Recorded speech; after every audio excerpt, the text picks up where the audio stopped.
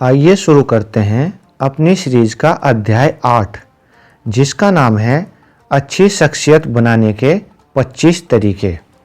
जिसे उड़ना सीखना हो उसे पहले खड़ा होना, चलना और दौड़ना आना चाहिए। अच्छी शख्सियत बनाने के तरीके। Steps to building a positive personality. पहला कदम, जिम्मेदारी स्वीकार करें। Step 1, accept responsibility. जिम्मेदारियां उस व्यक्ति की तरफ खींची चली आती है जो उन्हें कंधे पर उठा सकता है। जब लोग अतिरिक्त जिम्मेदारियों को स्वीकार करते हैं तो दरअसल वे अपनी उन्नति का दरवाज़ा खोल रहे होते हैं। जवाबदेही को स्वीकार करना ही जिम्मेदार व्यवहार है और यह उसकी समझदारी और मैच्योरिटी को दिखाता है। जिम्मेदारी कबूल करने की भावना हमारे नज़रिए और उस माहौल की छवि होती है जिसमें हम काम करते हैं। ज़्यादातर लोग कुछ अच्छा होने पर तुरंत श्रेय ले लेते हैं, मगर बहुत कम लोग ऐसे हैं जो गलती होने पर अपनी जिम्मेदारी स्वीकार करते हैं। अगर एक व्यक्ति जिम्मेदारियों को स्वीकार नहीं करता तो उनसे उसे छुटकारा नहीं मिलता है। इसलिए आपका मकसद जिम्मेदार व्यवहार का विकास होना चाहिए। इल्ज़ाम लगाने का खेल बंद करें। Stop the blame game. यह कहना छोड़ दें कि हर कोई ऐसा करता है, ऐसा तो कोई नहीं करता, सारा दोष तुम्हारा है। जो लोग खुद जिम्मेदारी नहीं उठाते वे लोग माँ बाप, गुरु, वंश, ऊपर वाले, भाग्य या ग्रह नक्षत्रों को दोष देते हैं। जिम्मेदार व्यवहार का विकास बचपन से ही किया जाना चाहिए, लेकिन अगर किसी में एक हद तक आज्ञा पालन की भावना ना हो तो उसे इस तरह का व्यवहार करना नहीं सिखाया जा सकता। जॉनी बोला, मम्मी जिम्मी ने खिड़की का शीशा तोड़ दिया। माँ ने पूछा, उसने ऐसा कैसे किया? जॉनी ने उत्तर दिया, जब मैंने उस पर पत्थर फेंका तो वह झुक गया। जो लोग बिना जिम्मेदारी स्वीकार किए अपने अधिकारों का प्रयोग करते हैं वे अक्सर अपने अधिकारों को भी खो बैठते हैं। जिम्मेदारी के दायरे में सोच विचार कर काम करना भी शामिल है।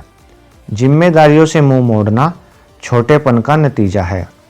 जरा सोचकर देखिए, तंग दिमाग वाले लोग जरूरी कामों को करने के बजाय जिम्मेदारियां औरों के कंधे पर डालने की कोशिश में लगे रहते हैं।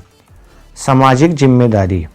पुरानी भारतीय मान्यता हमें यह सिखाती है कि हमारी पहले जिम्मेदारी समाज के प्रति है, दूसरी परिवार के प्रति और तीसरी खुद के प्रति। उस समाज का पतन होने लगता है जिसमें इसका क्रम उल्टा होता है। सामाजिक जिम्मेदारी हर नागरिक की नैतिक जिम्मेदारी भी होनी चाहिए। जिम्मेदारी और आज़ादी हाथ में हाथ डाले चलती हैं। एक अच्छे नागरिक की यही पहचान है, वह अपना बोझ खुद उठाने को तैयार रहे। महानता की कीमत जिम्मेदारी है। Winston Churchill. समाजों की बर्बादी चोर उचक्कों की करतूतों से उतनी नहीं होती जितनी कि अच्छे लोगों के निकम्मेपन से होती है। कैसा विरोधाभास है। अगर अच्छे लोग निकम्मे बनकर बर्बादी सहते हैं तो वे अच्छे कैसे हो सकते हैं? सवाल यह है कि क्या वे अपनी सामाजिक जिम्मेदारियां निभा रहे हैं? बुराई के जड़ जमाने के लिए इतना काफ़ी है कि अच्छे लोग कुछ ना करें और बुराई जड़ पकड़ लेगी। दूसरा कदम, औरों की परवाह। Step 2, show consideration. एक दिन एक 10 साल का बच्चा एक आइसक्रीम की दुकान पर गया और टेबल पर बैठकर एक महिला वेटर से पूछा, एक कोन आइसक्रीम कितने की है? उसने कहा 75 सेंट की। बच्चा हाथ में पकड़े सिक्कों को गिनने लगा। फिर उसने पूछा कि छोटी कप वाली आइसक्रीम कितने की है? वेटर ने बेसब्री से कहा 65 सेंट की। लड़का बोला, मुझे छोटा कप ही दे दो। लड़का अपना आइसक्रीम खाया, पैसे दिए और चला गया। जब वेटर खाली प्लेट उठाने के लिए आई तो उसने कुछ देखा। वह बात उसके मन को छू गई। वहाँ 10 सेंट्स टिप के रखे हुए थे। उस छोटे बच्चे ने उस वेटर का ख्याल किया। उसने संवेदनशीलता दिखाई थी। उसने खुद से पहले दूसरे के बारे में सोचा। अगर हम सब एक दूसरे के लिए उस छोटे बच्चे की तरह सोचें तो यह दुनिया कितनी हसीन हो जाएगी। दूसरों को ख्याल करें और नम्रता व शिष्टता दिखाएं। दूसरों का ख्याल रखना यह दिखाता है कि हमें उनकी परवाह है। तीसरा कदम, सबकी जीत के बारे में सोचें। Step 3, think win win. एक आदमी के मरने के बाद सेंट पीटर ने उससे पूछा कि तुम स्वर्ग में जाना चाहोगे या नर्क में। उस आदमी ने पूछा कि फैसला करने से पहले क्या मैं दोनों जगह देख सकता हूँ। सेंट पीटर पहले उसे नर्क में ले गए। वहां उसने एक बहुत बड़ा हॉल देखा जिसमें एक बड़ी मेज पर तरह तरह की खाने की चीजें रखी थी। उसने पीले और उदास चेहरे वाले लोगों की कतारें भी देखी। वे बहुत भूखे जान पड़ रहे थे और वहां कोई हंसी खुशी नहीं थी। उसने एक और बात पर गौर किया कि उनके हाथों में 4 फुट लंबे कांटे और छुरियां बंधी थी जिनसे वे मेज के नीचे पर पड़े खाने को खाने की कोशिश कर रहे थे, मगर वे खा नहीं पा रहे थे। फिर वह आदमी स्वर्ग देखने गया। वहां भी एक बड़े हॉल में एक बड़ी मेज पर ढेर सारा खाना लगा था। उसने मेज के दोनों तरफ लोगों की लंबी कतारें देखी जिनके हाथों में 4 फुट लंबी छुरी और कांटे बंधे हुए थे। ये लोग खाना लेकर मेज की दूसरी तरफ से एक दूसरे को खाना खिला रहे थे, जिसका नतीजा था खुशहाली, समृद्धि, आनंद और संतुष्टि। वे लोग सिर्फ अपने बारे में ही नहीं सोच रहे थे, बल्कि सबकी जीत के बारे में सोच रहे थे। यही बात हमारे जीवन पर भी लागू होती है। जब हम अपने ग्राहकों, अपने परिवार, अपने मालिक, अपने कर्मचारियों की सेवा करते हैं तो हमें जीत खुद ब खुद मिल जाती है। चौथा कदम, अपने शब्दों को सावधानी से चुनें। Step 4, choose your words carefully. जो मन में आए वही बोलने से आदमी को बाद में वह सुनना पड़ता है जो उसे पसंद नहीं होता। व्यवहार में चतुर बने। व्यवहार में चतुर होने का मतलब है कि अपने शब्दों का चुनाव समझदारी और होशियारी से करें और जानें कि हम कितनी दूर तक जा सकते हैं। इसका मतलब यह जानना भी है कि क्या कहना है और क्या नहीं कहना है। व्यवहार कुशलता के बिना प्रतिभा हमेशा काम नहीं आ सकती। शब्दों से हमारा नज़रिया झलकता है। शब्द हमारी भावनाओं को चोट पहुंचा सकते हैं और हमारे रिश्तों को तोड़ सकते हैं। लोगों को इतनी चोट तो कुदरत की मचाई तबाही से भी नहीं पहुंचती जितनी कि गाली गलौज या कठोर शब्दों से पहुंचती है। सोच के बोलें, ना कि बोल के सोचें। समझदारी और बेवकूफ़ी में यही फ़र्क है। ज़रूरत से ज़्यादा बोलने का मतलब यह नहीं होता कि आप बातचीत करने में कुशल हैं। बोलिए कम, कहिए ज़्यादा। टॉक लेस, से मोर। एक बेवकूफ़ बिना सोचे समझे बोलता है, एक बुद्धिमान सोच समझकर कहता है। कड़वाहट भरे शब्द भरपाई ना किया जा सकने वाला नुकसान पहुंचा सकते हैं। कई बार देखा गया है कि माँ बाप द्वारा बच्चों से की जाने वाली बातचीत का ढंग उनके भविष्य को शक्ल देता है। मुंह से निकले शब्द वापस नहीं लिए जा सकते। Spoken words can not be retrieved. एक किसान ने अपने पड़ोसी की निंदा की। अपनी गलती का एहसास होने पर वह पादरी के पास क्षमा मांगने गया।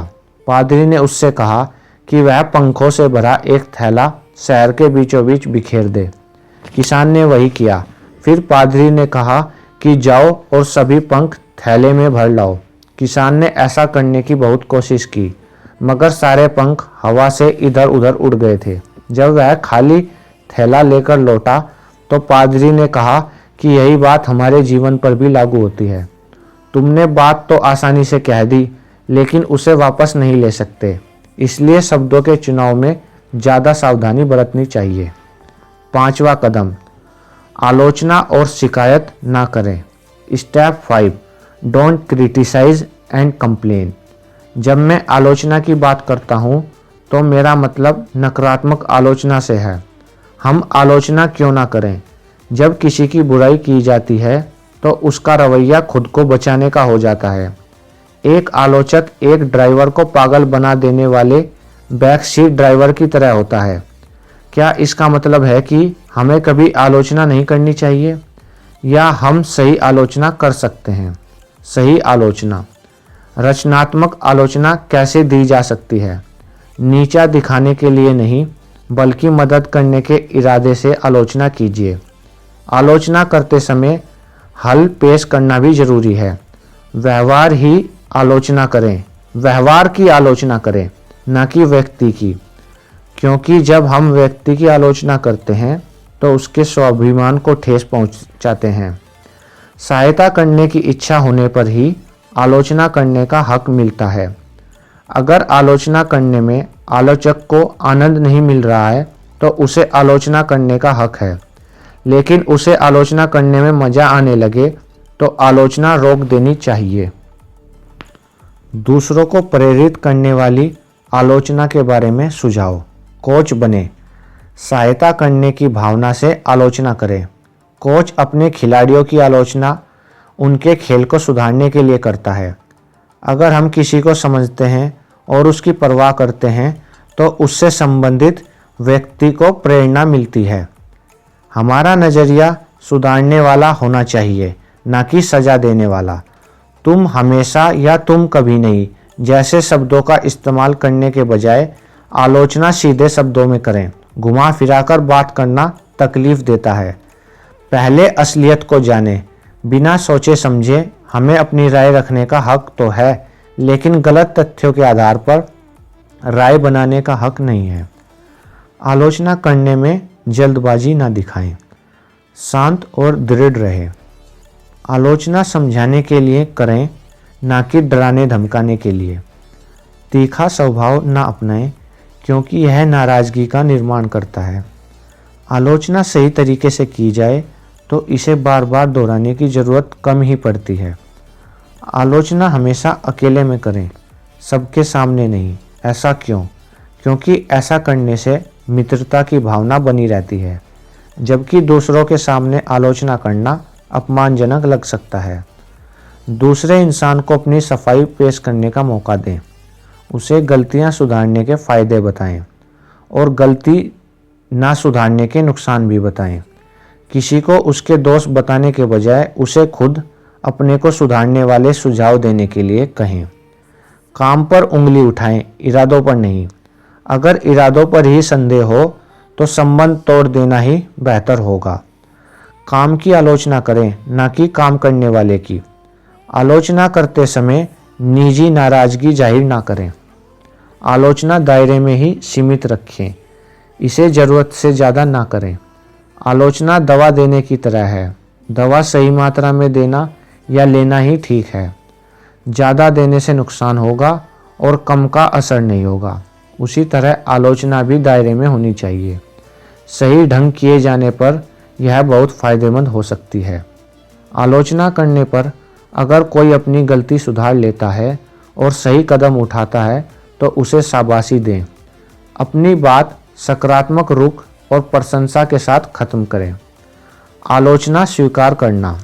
हो सकता है कि हमारी आलोचना कभी सही और कभी गलत ढंग से की जाती हो। दुनिया में महान लोगों की भी आलोचना हुई है। सही आलोचना फ़ायदेमंद हो सकती है और इसे एक अच्छी सलाह के रूप में कबूल करना चाहिए। नाजायज़ आलोचना असल में छिपी हुई तारीफ़ है।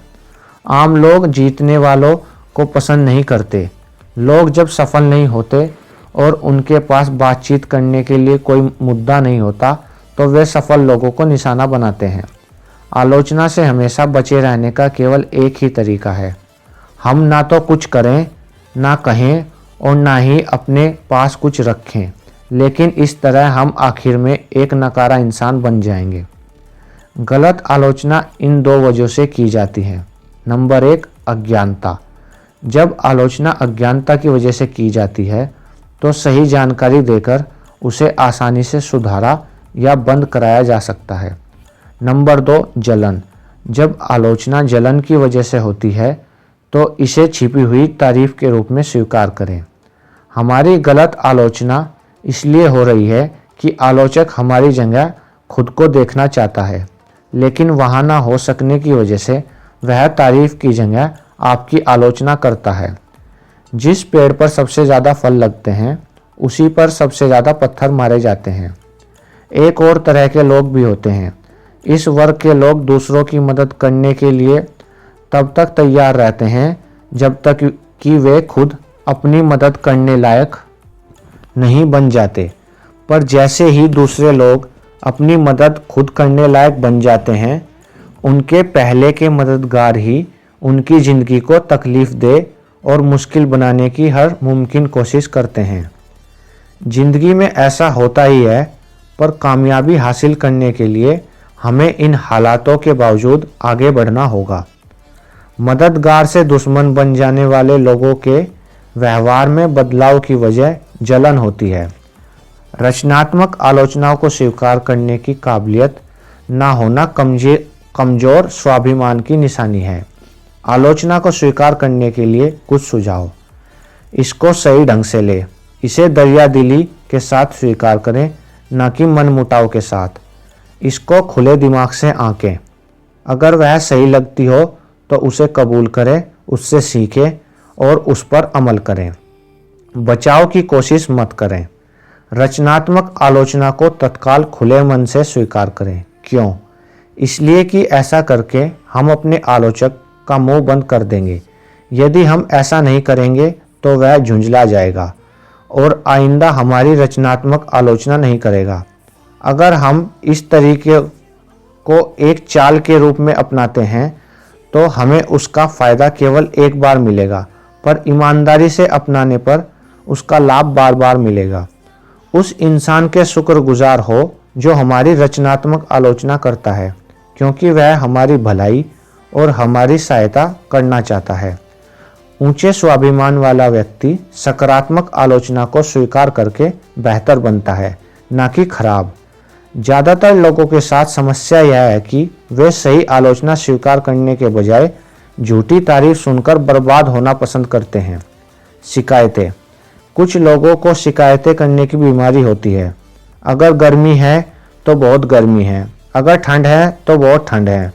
उनके लिए हर दिन खराब है। जब सब कुछ ठीक ठाक हो तो भी वे शिकायत करते हैं। शिकायतें करना अच्छा क्यों नहीं है? 50% लोगों को इससे कोई मतलब नहीं होता कि हमको कोई समस्या है, और 50% लोगों इसलिए खुश होते हैं कि हमको कोई समस्या है। फिर शिकायत करने से फ़ायदा क्या है? इससे कोई नतीजा नहीं निकलता। यह शख्सियत का हिस्सा बन जाता है। क्या इसका यह मतलब हुआ कि हमें कभी शिकायत नहीं करनी चाहिए या दूसरों को शिकायत करने का मौका नहीं देना चाहिए? हरगिज़ नहीं। सकारात्मक आलोचना की तरह ही अगर इसे भी सही ढंग से किया जाए तो शिकायत काफ़ी उपयोगी भी हो सकती है। रचनात्मक ढंग से की गई शिकायत यह दिखाती है कि शिकायत करने वाला परवाह करता है। जिससे शिकायत होती है उसे सुधार का दूसरा मौका मिलता है। छठा कदम, मुस्कुराएं और दयालु बने। Step 6, smile and be kind. मुस्कान। मुस्कान की कोई कीमत नहीं होती, मगर यह बहुत कुछ रचती है। यह पाने वाले को खुशहाल करती है, देने वाले का कुछ घटता नहीं। यह क्षणिक होती है, लेकिन यह यादों में सदा के लिए रह सकती है। कोई इतना अमीर नहीं है कि बगैर इसके काम चला ले, और कोई इतना गरीब नहीं कि इसके फायदे को ना पा सके। यह घर में खुशहाली लाती है, व्यापार में ख्याति बढ़ाती है, और यह दोस्तों की पहचान है। यह थके हुओं के लिए आराम है, निराश लोगों के लिए रोशनी, उदास के लिए सुनहरी धूप, और हर मुश्किल के लिए कुदरत की सबसे अच्छी दवा। तब भी ना हो तो भीख में, ना खरीदने से, ना उधार मांगने से, और ना चुराने से मिलती है, क्योंकि यह एक ऐसी चीज़ है जो तब तक किसी काम की नहीं जब तक आप इसे किसी को दे ना दें। दिन भर की भागदौड़ में कुछ परिचित हो सकते हैं कि इतने थके हो कि मुस्कुरा ना सकें, तो उन्हें अपनी ही मुस्कान दीजिए। किसी को मुस्कान की उतनी ज़रूरत नहीं होती जितनी कि उसे, जो खुद किसी को अपनी मुस्कान ना दे सके। खुश मिजाजी अच्छाई से पैदा होती है। मुस्कान बनावटी भी हो सकती है और सच्ची भी। मुद्दे की बात यह है कि मुस्कान असली हो। त्योरियां चढ़ाने में मुस्कुराने से ज़्यादा मांसपेशियां खिंचती है, इसलिए त्योरियां चढ़ाने से मुस्कुराना अधिक आसान है। इससे सूरत निखरती है। एक चिड़चिड़े इंसान के साथ कौन रहना चाहेगा? कोई नहीं। सिवाय उससे भी बड़े चिड़चिड़े के। हम मुस्कुराते हैं तो दूसरे लोग भी मुस्कुराते हैं। इससे हमारा चेहरा बिना कुछ खर्च किए ही खिल जाता है। हंसते हुए नूरानी चेहरे को हमेशा पसंद किया जाता है। 7वां कदम, दूसरों के व्यवहार का सही अर्थ निकालें। Step 7, put positive interpretation on others people behaviour. पूरी जानकारी नहीं होने की वजह से लोग आदतन दूसरे द्वारा किए गए या नहीं किए गए काम का गलत अर्थ लगाते हैं। कुछ लोग एक भ्रम के शिकार हैं। वे समझते हैं कि दुनिया उनके खिलाफ है और पीछे पड़ी हुई है, मगर ऐसा नहीं है। सोच सकारात्मक होने से हमें शख्सियत को आकर्षक बनाने का अच्छा मौका मिलता है, जिससे हमारे रिश्ते बेहतर बनते हैं। मिसाल के तौर पर ऐसा कितनी ही बार होता है कि हम फ़ोन करते हैं लेकिन दूसरी तरफ से 2 दिन तक कोई जवाब नहीं आता। तब पहली बात हमारे मन में यह आती है कि उन्होंने जवाब देने की जहमत नहीं उठाई या उन्होंने मेरी परवाह न की। यह नकारात्मक सोच है। हो सकता है उन्होंने कोशिश की हो मगर हमारा नंबर ना मिला हो, उन्होंने कोई संदेश छोड़ा हो जो हमें ना मिला हो, उन्हें कोई मुश्किल आ गई हो, उन्हें हमारा संदेश मिला ही ना हो, और भी बहुत से कारण हो सकते हैं। बेहतर है कि हम दूसरे व्यक्ति को संदेह का लाभ दें और यही सोचें कि उसकी गलती नहीं थी और अपना काम सही तरीके से जारी रखें। 8वां कदम, अच्छे श्रोता बने। Step 8, be a good listener. हम लोगों को अक्सर कहते सुनेंगे कि बातचीत की कला मर रही है, लेकिन क्या हमको नहीं लगता कि अच्छा श्रोता मिलना काफ़ी मुश्किल है? वास्तव में एक अच्छा श्रोता काफ़ी मूल्यवान होता है। खुद से ये सवाल करें, हमको कैसा लगता है जब हम चाहते हैं कि कोई व्यक्ति हमारी बात सुने लेकिन वे सुनने से ज़्यादा बोले, हमारी पहली बात पर ही वे असहमति प्रकट करें, वे हमको हर कदम पर टोकें, वे बेसब्री दिखाएं और हमारे हर वाक्य को खुद पूरा करें। वे शरीर से तो मौजूद हों लेकिन उनका दिमाग कहीं और हो। वे सुने लेकिन समझे नहीं। हमको हर बात 3 बार दोहरानी पड़े क्योंकि वे हमारी बात ध्यान से नहीं सुन रहे। वे ऐसे नतीजों पर पहुँचें जिनका तथ्यों से कोई मतलब ही नहीं है। वे ऐसे सवाल पूछें जिनका बातचीत के मुद्दों से कोई रिश्ता नहीं है। वे बेचैन लग रहे हों और उनका ध्यान इधर उधर भटक रहा हो। वे हमारी बातों पर ना तो ध्यान दे रहे हों और ना उन्हें सुन रहे हों। ये सभी बातें इस बात को दिखाती हैं कि उस इंसान को हम में या बातचीत के मुद्दों में कोई दिलचस्पी नहीं है और उसमें शिष्टाचार का अभाव है। क्या खुद को अनसुना महसूस करने पर हमारे मन में पैदा होने वाले भाव को नीचे लिखी ये बातें दर्शाती हैं। Number 1, neglected. Number 2, rejected. Number 3, dejected. Number 4, let down. Number 5, belittled. Number 5, annoyed. Number 6, stupid. Number 7, worthless. Number 1, neglected. Number 2, rejected. Number 3, dejected. Number 4, let down. Number 5, belittled. Number 6, annoyed. Number 7, stupid. Number 8, worthless. Number 9, unimportant. Number 10, small. Number 11, ignored. Number 12, embraced. Number 13, demotivated. Number 14, disheartened. अब इसका दूसरा पहलू देखें। हमको कैसा महसूस होता है जब हम चाहते हैं कि कोई हमारी बातें सुने और वह बातचीत का माहौल आरामदेह बनाता है, सारा ध्यान हमारी तरफ लगाता है, जरूरी और विषय से जुड़े सवाल पूछता है, हमारी बात के मुद्दों में दिलचस्पी लेता है। अपनी बात ध्यानपूर्वक सुने जाने पर क्या हम वैसा ही महसूस करते हैं जैसा आगे लिखा है? महत्वपूर्ण, खुश, संतुष्ट, उपयोगी, उत्साहित, अच्छा, प्रसन्न, प्रशंसित, प्रेरित, ख्याल रखा गया। किसी बात को ध्यानपूर्वक सुनने में ये रुकावटें आती हैं, बाहरी रुकावटें और अंदरूनी रुकावटें। बाहरी रुकावटें हैं भौतिक बाधाएं, शोर, थकान, और अंदरूनी रुकावटें हैं किसी और बात के ध्यान में लीन होना या सोच का भटकना, मन में पहले से बैठी धारणा और राय, बोलने वाले और उसकी बात में दिलचस्पी ना होना। कुछ बौद्धिक रुकावटें भी हो सकती हैं, जैसे कि भाषा की, समझने की आदि। दूसरे को बोलने के लिए प्रेरित करने के लिए खुद एक अच्छा श्रोता बने। हमारे सुनने के ढंग से पता चलता है कि हम कितनी परवाह करते हैं। हम जब दूसरे व्यक्ति के प्रति ख्याल रखने वाला नज़रिया दिखलाते हैं तो वह व्यक्ति खुद को महत्वपूर्ण महसूस करता है। जब वह महत्वपूर्ण महसूस करता है तो क्या होता है, उसका हौसला बढ़ जाता है और वह हमारी बातें सुनने के लिए और भी अच्छी तरह तैयार होता है। खुले दिल वाला होने की एकमात्र विश्वसनीय पहचान है खुले कान वाला भी होना। एक अच्छा श्रोता बनने के लिए दूसरे को बोलने के लिए उत्साहित करें, सवाल पूछें, यह हमारी दिलचस्पी को दिखाता है।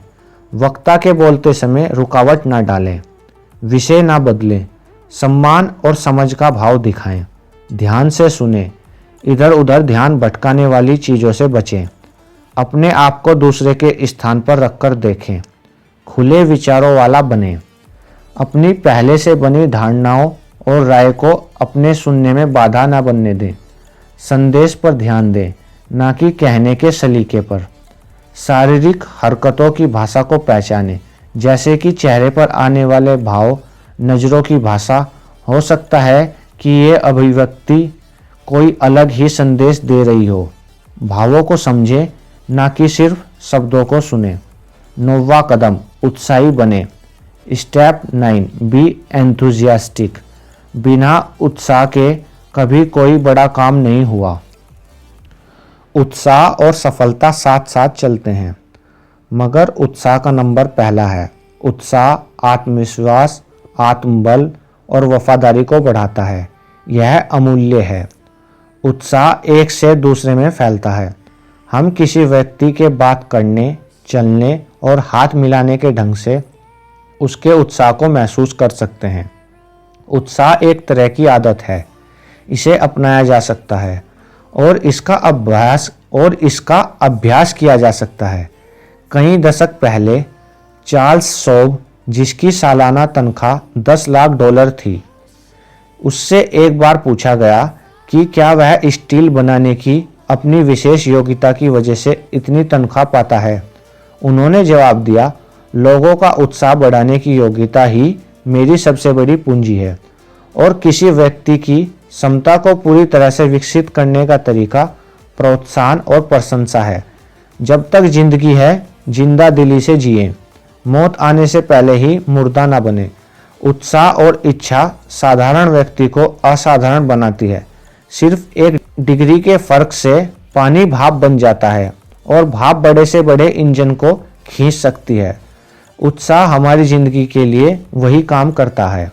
10वां कदम, ईमानदारी और सच्चाई से प्रशंसा करें।